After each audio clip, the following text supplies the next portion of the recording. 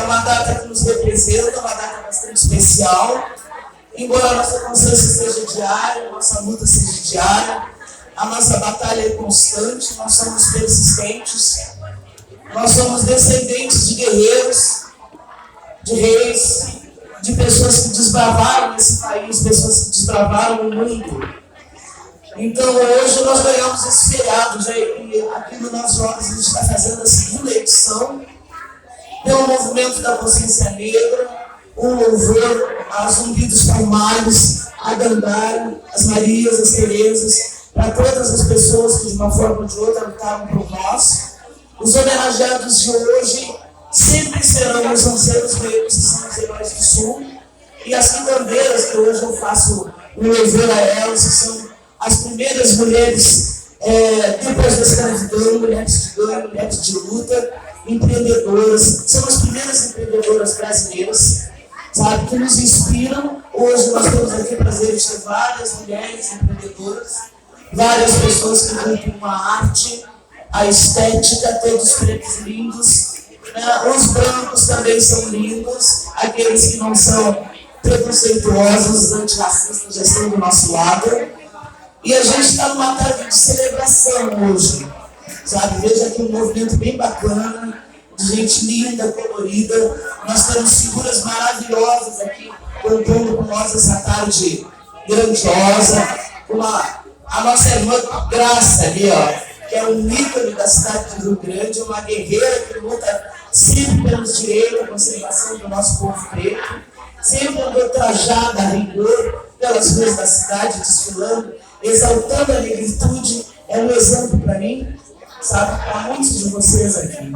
Sabe, então assim, eu não vou falar muito porque tem muita gente para falar. Hoje todo mundo que quiser falar alguma coisa, o microfone está à disposição, porque a gente precisa ouvir uns aos outros, estar mais próximos uns aos outros, aprender um pouco mais, trocar conhecimento básico necessário para que a gente possa juntos evoluir. E hoje, assim, ó, no nosso primeiro momento, nós vamos falar sobre uma coisa que é de extrema importância para nós aqui de Rio Grande, que a gente está falando em movimento cultural. Então, assim, ó, a Carla, a maninha Carla, ela vai falar sobre uma coisa que é de extrema importância para nós, para o nosso ponto de cultura, que extinguiu, acabou e ninguém fez nada mais por isso. Mas nós vamos revitalizar junto com todo mundo. O projeto dela é sobre o Clube Cultural Braço a Braço, local onde muitos de nós, nossos pais, nossos tios, nossos avós, dançaram, se divertiram, namoraram, casaram, e hoje tem muitos descendentes aqui das festas do Braço a Braço. Maninha, palmas para a Maninha aí.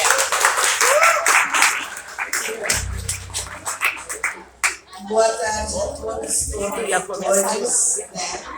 Obrigado por estarem aqui, dividindo esse momento de muita importância, né? Porque se nós, que somos do povo negro, se a gente não se unir, eles lá fora não vão respeitar a gente.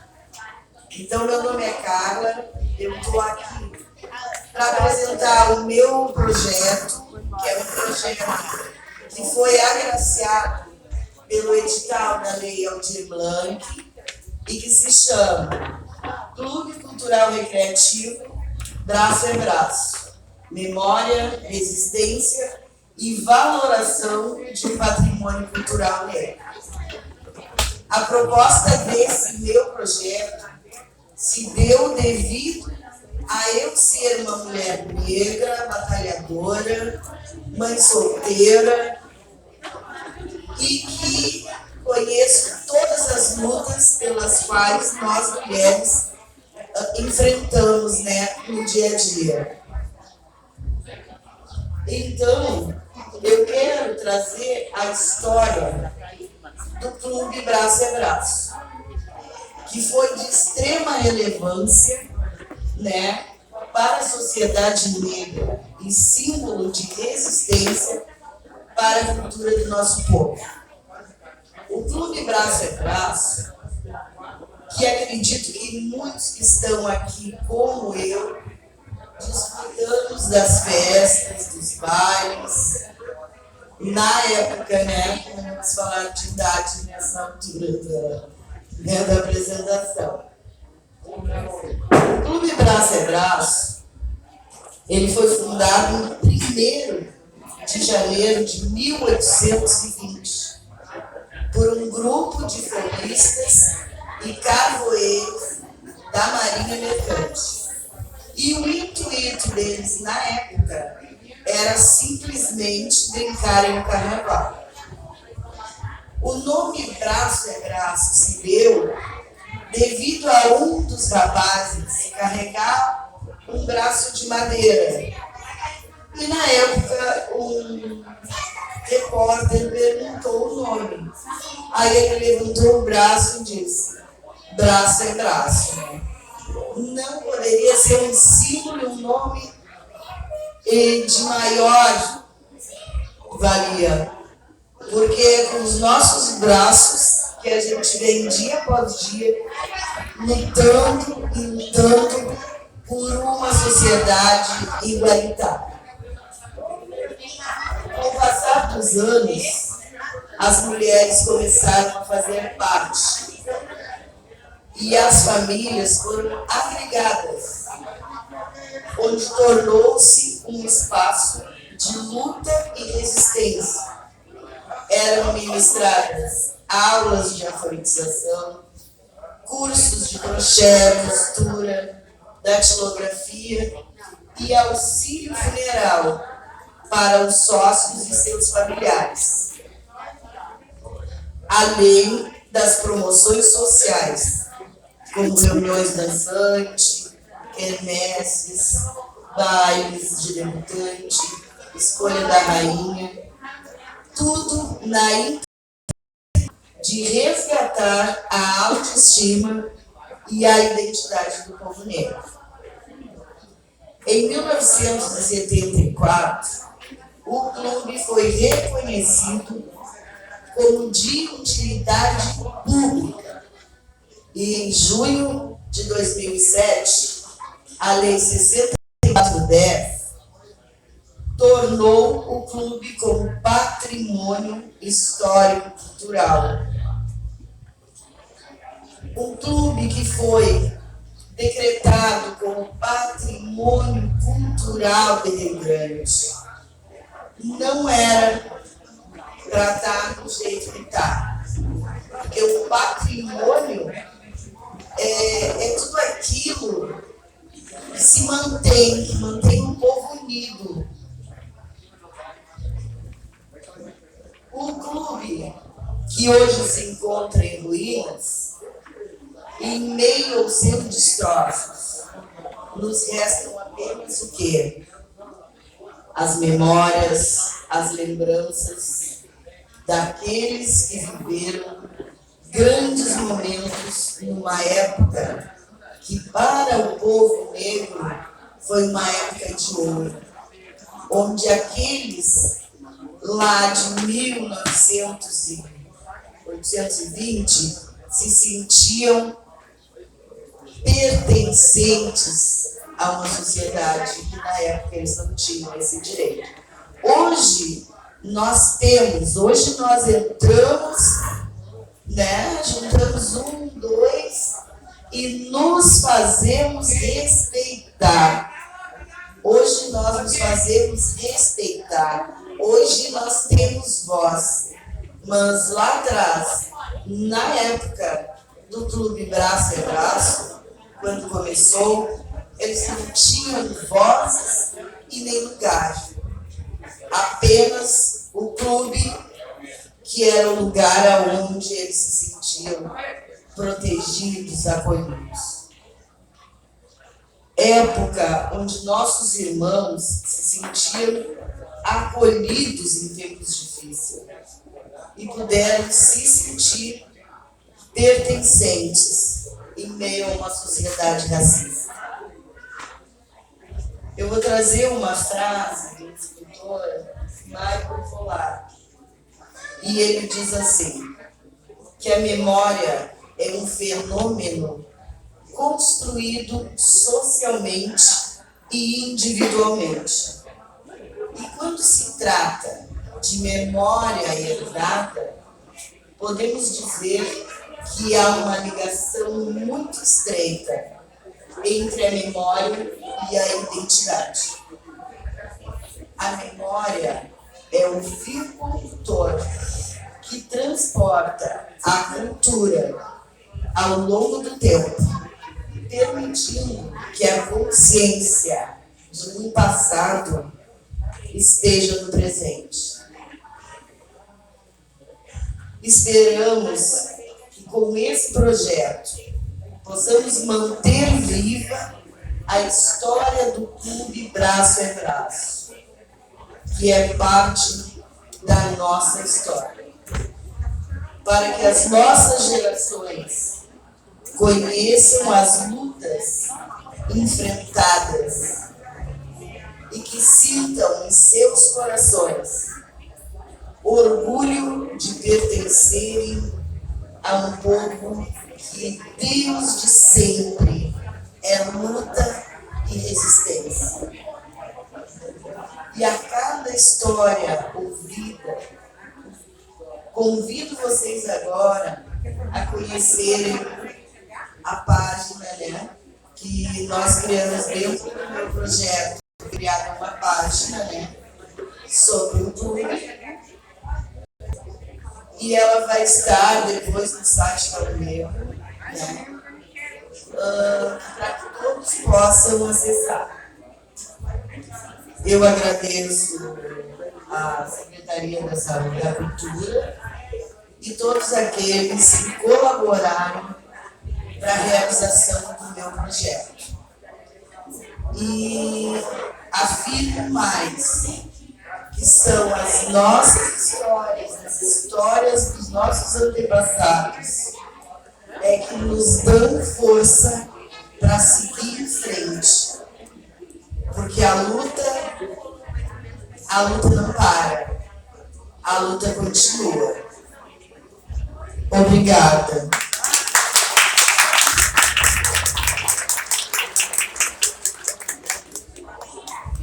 Aí eu queria chamar para ela dar uma palhinha sobre o edital do PNAC. E também queria agradecer, porque ela é a minha sementinha. Ela me trouxe para esse mundo da cultura que eu estou adorando. Obrigada, gente.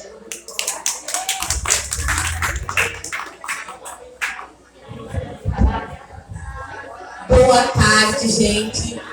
Obrigada pela presença de vocês, obrigada pela presença da minha mãe aqui, obrigada, Helena, pela parceria, Marcelo pela parceria. A gente está construindo hoje aqui.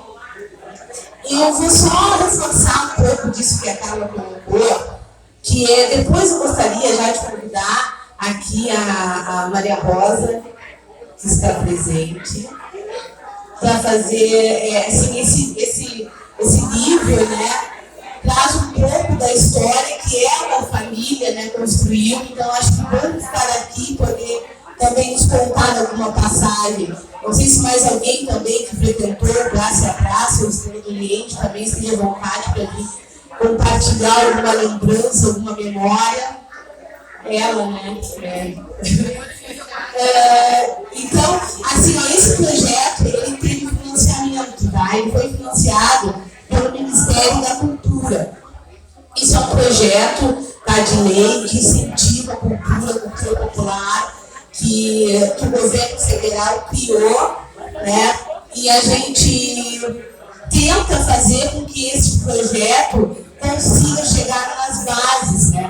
Para que a gente possa ter produções de pessoas produzindo conteúdo de pessoas pretas. Então, é nós por nós, né? Então, esses projetos permitem que a gente possa contar a nossa história.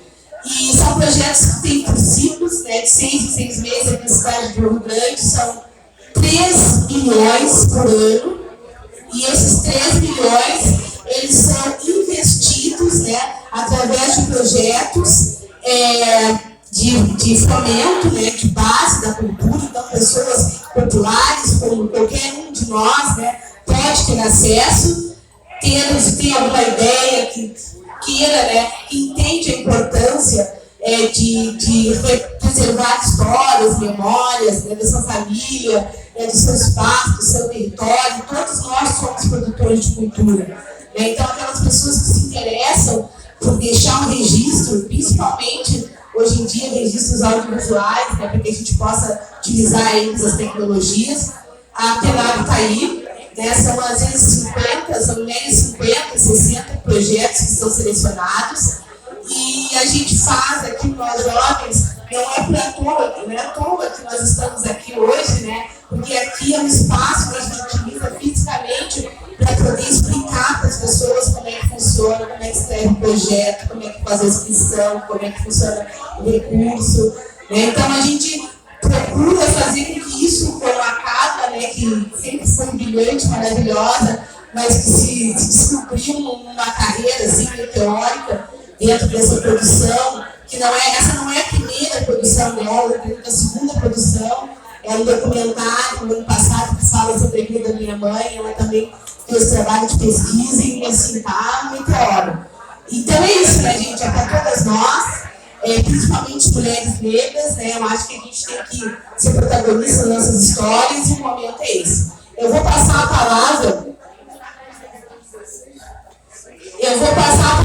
para a Julie, tá? Que veio também fazer uma atividade, vai falar sobre a juventude negra, né, sobre as mulheres negras, e aí depois eu convido a Maria Rosa e alguém mais que queira fazer alguma fala sobre o braço, se abraça alguém, se dispõe. Quem vai nos contar alguma coisa?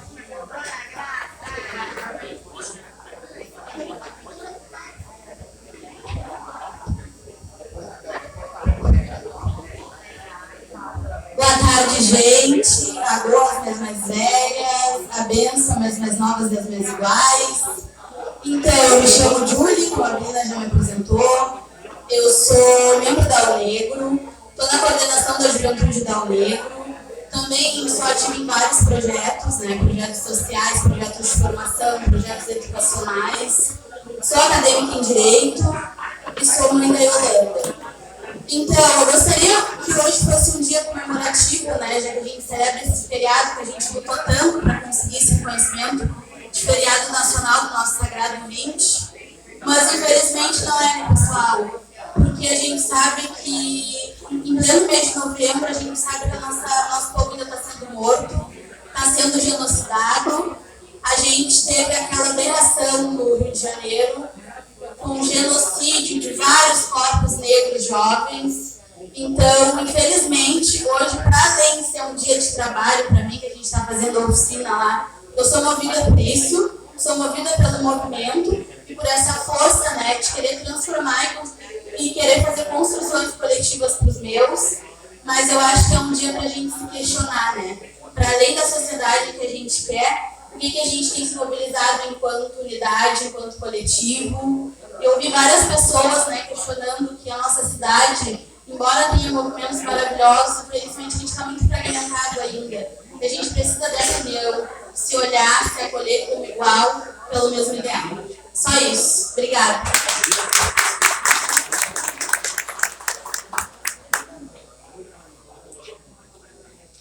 Bom, eu acho que já as primeiras palavras já foram bem sucintas, já foram bem claras. E aí, cadê a Belina? Belina! A Belina está na rua. Belina, estamos por ti. Eu gostaria que tu falasse um pouco sobre a tua experiência que tu fez agora nessa viagem recente, que tu foi premiada com isso. Na verdade, não foi o prêmio, né? Foi um reconhecimento pelo teu esforço, que tu é uma baita de uma guerreira. Todo mundo que está aqui sabe da tua luta, do teu empoderamento, do grande exemplo que tu dá. Tu é uma preta maravilhosa, que carrega todo mundo contigo, sabe onde é que tu vai. Então eu acho que também a menção que se chama, né, que tu ganhou na Câmara dos Vereadores, isso é nada perto do tanto que tu faz para os nossos jovens, sabe? A tua caminhada assim, ó, tu está começando, mas tu já está num sarrafo altíssimo. Então, conversa conosco assim, ó, nos explica como é que tu chegou até lá, o que tu conheceu, o que tu traz para nós de novidade, porque tu sempre nos passa conhecimento. Eu fico muito honrada de ser tua amiga, sabe? Fala para nós aí. Então, gente, eu, mês de agosto, final de agosto, começo de setembro, eu fui fazer um intercâmbio na Universidade Maior de São Marcos, na cidade de Lima, no Peru. Eu fui contemplada num edital onde milhares de pessoas se inscreveram e eu consegui ser selecionada de 50 pessoas do Brasil inteiro que foram contempladas com uma viagem, né, com despesas pagas pelo Ministério da Igualdade Racial, pela CAPES, enfim. Então foi uma experiência única, porque a gente conhece muito pouco sobre o que está tão próximo da gente, né? Porque a América Latina, a gente fala muito sobre nós. A gente faz parte de um território que infelizmente foi invisibilizado. E aí, essa experiência que eu tive no Peru fez com que eu entenda que nós perdemos, assim, milhões de anos de história, sabe? Tu chega lá no Peru, as pessoas mais simples, e as pessoas, qualquer pessoa, ela sabe falar sobre a sua ancestralidade de milhões de anos atrás, né? Então, eles têm conhecimento sobre as nossas raízes indígenas, que infelizmente nós aqui fomos brutalmente interrompidos nesse processo. E eles lá vivem isso muito claro, vivem isso de uma maneira muito, muito rica, muito viva na cultura, é a alimentação, é a vestimenta, né? É o conhecer, é o saber, né, das suas origens, das suas histórias, enfim. E aqui no Brasil, o que a gente tem de história são os 500 anos que o colonizador, né, nos obrigou a fazer uma história de triste, né? O que a gente conta de nós, sobre nós, enquanto Brasil, né, é um pedaço assim que a gente não tem, né? A gente conhece 500 anos. E acho que nós perdemos muito nessa questão da colonização portuguesa, que realmente foi muito cruel nesse sentido. Lá, as pessoas negras, a população negra é minoria, né? Eles são, que se autodeclaram, são 3-4% da população, mas mesmo assim eles têm uma representatividade significativa, até eles têm um congressista, né? Uma mulher negra que é congressista, é uma mulher que é de direita, e aí a gente ficou meio sem entender, mas que tem voz dentro do Senado. Eles não têm políticas públicas como nós temos reparatórias para a população negra, né? O movimento negro lá não se organizou nesse sentido, eles não têm essa... Até porque é uma coisa incrível, assim, infelizmente o preconceito não é tão... A gente não se surpreende tanto, porque aqui no Brasil a gente também vê isso, mas a questão do indígena, né, do povo nativo, sofrer preconceito da herança dos colonizadores, né? Então tem uma divisão assim.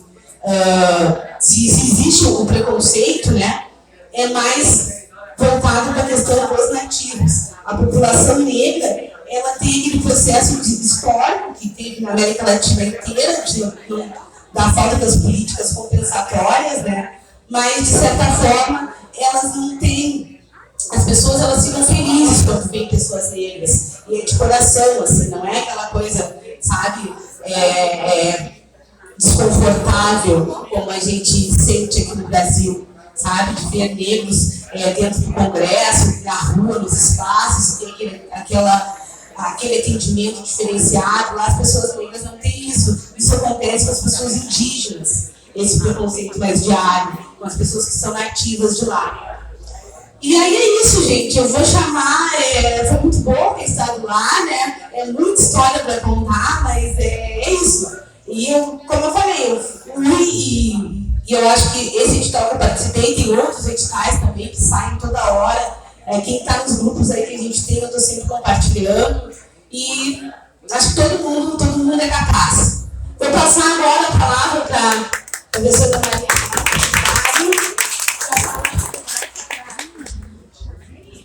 Oi, minha linda. Tenho muito orgulho de você. Pois é. Então a gente fica muito feliz quando vê alguém que passou pela nossa mão em um patamar tão alto, né? Fico feliz. O Chamber também, né? E muitos outros devem estar aqui que eu não reconheci ainda.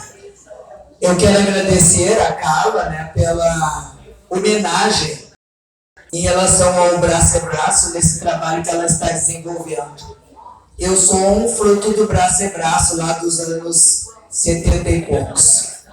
Então, na época, né, nós participávamos dos bailes do Braço e também do Oriente. E para nós, crianças e adolescentes, em 1977, foi quando eu fiz meus 15 anos, para nós era absolutamente normal, porque ninguém questionava isso. Não era questionado porque nós não podíamos entrar na Águia Branca, nos ferroviários. Nós achávamos que o nosso lugar era aquele ali, e que era o único lugar que nós poderíamos frequentar. Então lá íamos nós, para o Braço, para o Oriente. Eu não peguei o recreio. Não tinha mais o recreio na época que eu era adolescente. Meu pai era ferroviário, teve o baile das meninas debutantes, em 1977, nos ferroviários. Todos os trabalhadores brancos da aviação férrea receberam convite para que as suas filhas debutassem nos ferroviários. Mas meu pai não recebeu e foi chamado pelo engenheiro da aviação férrea, que era muito amigo dele, e que eu chamava de Negão, mas como amigo. Olha, Negão, infelizmente vocês não serão convidados para o baile nos ferroviários. A tua filha está fazendo 15 anos esse ano, mas não vai debutar lá. Então eu fui debutar no local onde eu achava, e todos nós achávamos, que era o local para nós, que era o local que nós tínhamos, e que infelizmente hoje não existe mais, o Braço é Braço. Então em 1977 eu fui debutante lá do Braço é Braço. Depois eu fui rainha do Oriente, e éramos ainda divididos por tom de pele, o mais preto e o menos preto. Era o negro bem preto e o outro que não era tão preto, e o que não era tão preto ia para o Oriente, anteriormente ia para o recreio. E os mais pretos eram do Braço é Braço. Então, como meu pai era bem pretinho, ele era do Braço, mas como ele teve um amigo, me puxou lá para o Oriente, eu fui rainha do Oriente, e depois eu representava o Oriente em Pelotas, que sou pelotense, né? E nós íamos lá para o Chove, para o Chuva, e tem um outro que é o Fica Aí, em Pelotas. Tem um que ainda existe, né? Em Pelotas, é o Fica Aí, né? O Chove também, né? Os clubes pelotense dos negros ainda resistiram em Pelotas, os nossos não resistiram. Não tem nenhum. Então eu quero agradecer muito a Carla. Onde está a Carla? A Carla, por ter me convidado a participar desse projeto como uma pessoa que foi participante então do Braço é Braço. Então hoje, gente, é o nosso dia que nós pensamos nos nossos ancestrais, nós pensamos na luta dos nossos ancestrais, nós pensamos nas pessoas que deram o sangue, o suor e as suas lágrimas para a construção desse país. E hoje, nós aqui reunidos, nós somos aquelas pessoas que ainda estamos nessa luta e vamos continuar, não vamos calar. Nós vamos continuar na luta pela valorização do povo negro, na luta antirracista, na luta pela a nossa cultura, para que a nossa cultura seja conhecida. e que nós não sejamos conhecidos apenas como povos escravizados. Eu trago meu netinho aqui, que ele está com 9 anos, vai fazer 10 anos agora, e ele já está aprendendo que nós temos uma cultura, que nós temos uma base, e que o nosso povo construiu esse país e que tem que ser valorizado. Então é isso, gente. Muito obrigado. Muito obrigado.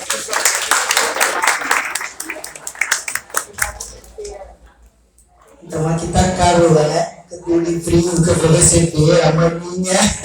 Olha, eu estava procurando ela porque eu já não me reconhecia, eu não reconhecia lá do tempo de, sei lá, mas sei não, 50 anos atrás. Não vamos contar a história. Então eu estava procurando pela foto do WhatsApp. Encontramos, nos achamos. Muito obrigada por eu participar desse teu projeto, tá? Agradeço muito.